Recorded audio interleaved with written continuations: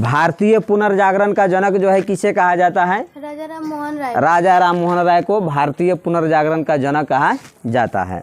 राजा राम मोहन राय का जन्म कलकत्ता के हुबली जिले के राधानगर गांव में कब? 22 मई 1722 को। 22 मई 1700। एकेश्वरवादियों का उपहार नामक पुस्तक की रचना किसने की? राजा राम मोहन राय। राजा राम मोहन राय ने। आत्मीय सभा, वेदांत सोसाइटी और ब्रह्म समाज की स्थापना किसने किया था? राजा राम मोहन राय। राजा राम मोहन राय ने। ठीक है, बैठ जाइए। प्रीसेप्ट ऑफ जीसस नामक पुस्तक किसने लिखी थी?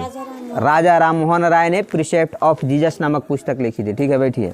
डेविड हेयर की सहायता से कोलकाता में हिंदू कॉलेज की स्थापना किसने किया था? राजा राम मोहन राय ने। समाज कौमुदी का प्रकाशन बांग्ला भाषा में तथा मिरातुल अखबार का प्रकाशन आपके फारसी भाषा में किसने किया था? राजा राम मोहन राय। राजा राम मोहन राय ने। यानी राजा राम मोहन राय ने दो पत्र, यहाँ पे आ रहा है, एक संवाद कौमुदी जो आपके बांग्ला भाषा में है और दूसरा जो है आपका मिरातुल अखबार जो आपके फारसी भाषा में है। दोनों का संपादक आपके राजा राम मोहन राय ने किया। राजा राम मोहन राय को राजा की उपाधि किसने प्रदान किया? चलिए, अकबर द्वितीय ने राजा राम मोहन राय को राजा की उपाधि प्रदान किया। बैठ जाइए। तत्वबोधिनी समाज की स्थापना किसने किया था? देवेंद्रनाथ टैगोर। देवेंद्रनाथ टैगोर ने तत्वबोधिनी समाज की स्थापना किए थे। चलिए बैठिए।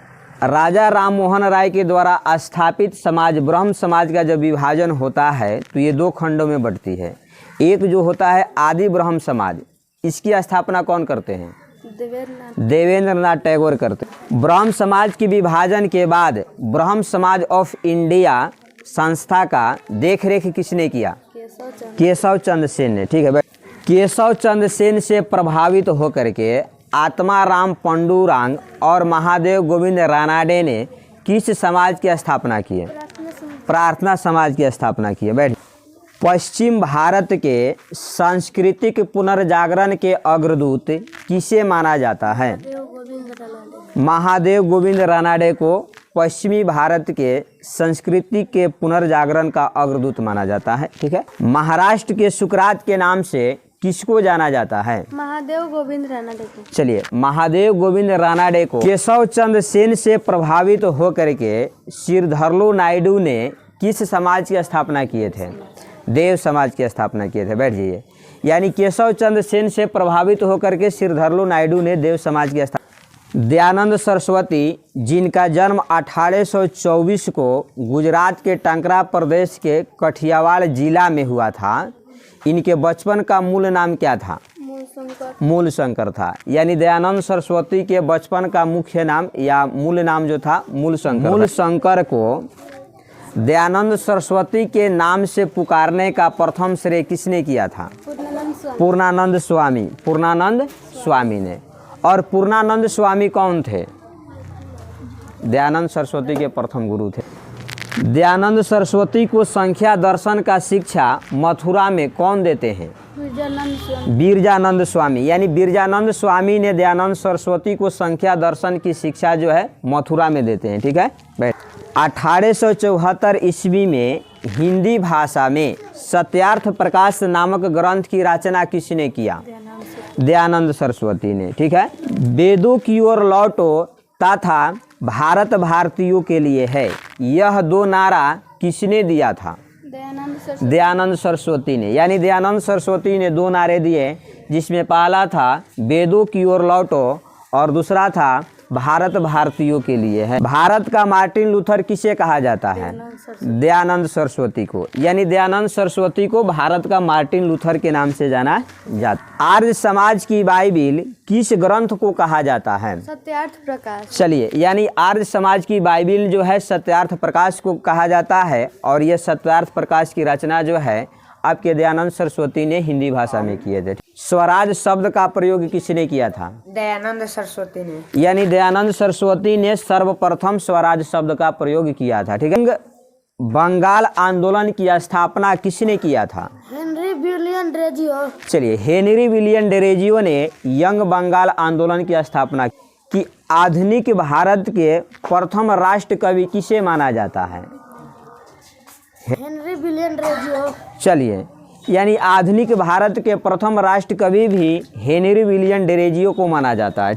स्वामी विवेकानंद के बचपन का नाम क्या था? नरेंद्र नाथ दत्त। चलिए, यानी स्वामी विवेकानंद जी के बचपन का नाम था नरेंद्र नाथ दत्त। ठीक। स्वामी विवेकानंद के गुरु का नाम क्या था? रामकृष्ण परमहंस। रामकृष्ण परमहंस। यानी स्वामी विवेकानंद जी के गुरु का नाम था रामकृष्ण परमहंस। रामकृष्ण परमहंस के बचपन का नाम क्या था? गदाधर चट्टोपाध्याय। चलिए, यानी रामकृष्ण परमहंस के बचपन का नाम कहिए या मूल नाम कहिए, यह था गदाधर चट्टोपाध्याय। कलकत्ता के दक्षिणेश्वर काली मंदिर के पुजारी कौन थे? रामकृष्ण परमहंस। चलिए, यानी रामकृष्ण, देखिए, रामकृष्ण मिशन और वेलूर मठ की स्थापना किसने किया था?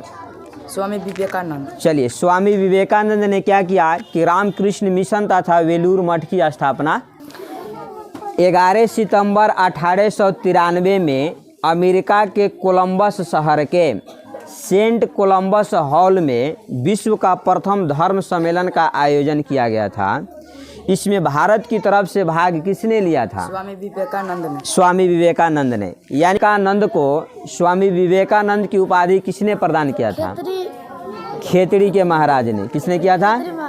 खेतड़ी के महाराज ने। देखिए, खेतड़ी के महाराज ने स्वामी विवेकानंद को स्वामी विवेकानंद का उपाधि प्रदान किए थे, जिनके बचपन का नाम नरेंद्र नाथ दत्त था। ठीक है। स्वामी विवेकानंद ने संयुक्त राज्य अमेरिका में आयोजित विश्व का प्रथम धर्म सम्मेलन में भाग लेने के लिए मुंबई से किस जहाज से रवाना हुए थे? पेनिनसुलर जहाज से। चलिए, यानी पेनिनसुलर नामक जहाज से मुंबई से रवाना हुए थे हमारे और उस सम्मेलन में भाग लेने के लिए स्वामी विवेकानंद का मदद किसने किया था? मिसेज हॉल ने। यानी मिसेज हॉल नामक महिला ने उनका मदद। स्वामी विवेकानंद की प्रथम शिष्य कौन थी? आयरिश महिला मार्गरेट नोबेल। चलिए, यानी आयरिश महिला मार्गरेट नोबेल स्वामी विवेकानंद की प्रथम शिष्य बनी। ठीक है। महिला को भारत का सिस्टर निवेदिता के नाम से जाना जाता है। आयरिश महिला मार्गरेट नोबेल। आयरिश महिला मार्गरेट नोबेल को, फिर से बोलिए।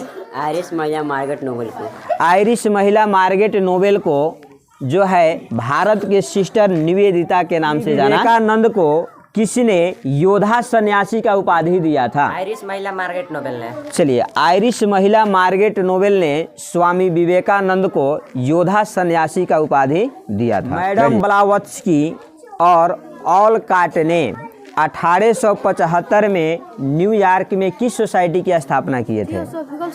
थियोसोफिकल सोसाइटी की। यानी थियोसोफिकल सोसाइटी की अंतर्राष्ट्रीय कार्यालय 1882 में कहाँ खोला गया था?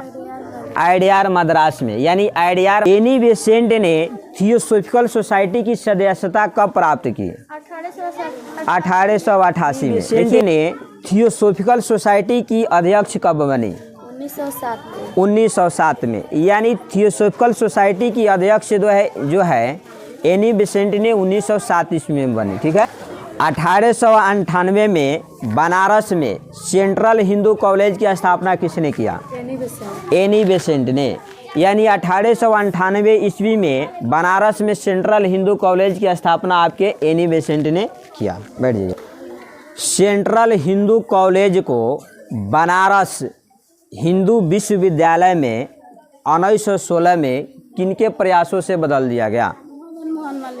मदन मोहन मालवीय के प्रयास से। यानी सर सैयद अहमद खान ने किस आंदोलन का नेतृत्व किया था?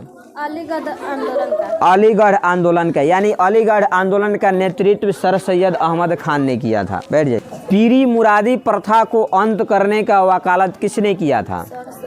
सर सैयद अहमद खान ने। देखिए, पीरी मुरादी प्रथा को खत्म करने का वकालत जो है सर सैयद अहमद खान ने किया था। ठीक है। किसने अपने विचारों को तहजीब उल अफलक के माध्यम से प्रचार करने का प्रयास किया था?